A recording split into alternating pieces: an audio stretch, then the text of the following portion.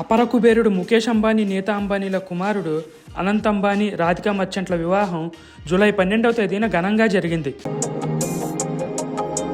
ఉత్సాహంగా ఉల్లాసంగా చదువు సాగాలి, గొప్ప గొప్ప ఉద్యోగాలు సాధించాలి. Vignan deemed to be university. ఈ పెళ్లికి దేశవ్యాప్తంగా హాజరైన సెలబ్రిటీల సంఖ్య వందల్లో ఉంటుంది. ఈ పెళ్లి వేడుకలకు సంబంధించిన వీడియోలు కూడా అందరం రోజు చూస్తూనే ఉన్నాం. కానీ ఈ పెళ్లి సందర్భంగా అంబానీలు తమ నివాసమైన ఆంటీలియా వద్ద సాధారణ ప్రజలకు కూడా ఉచిత భోజనం అందిస్తున్నారు. పెళ్లి ప్రారంభమైన 40 రోజుల ముందు మొదలై పెళ్లి రోజు వరకు ప్రతిరోజు 9,000 మందికి భోజనం పెట్టేందుకు అక్కడ ఏర్పాట్లు చేశారు. ఈ లెక్కను చూసుకుంటే అంబానీలు లక్షల మందికి ఉచితంగా భోజనం పెట్టినట్లే.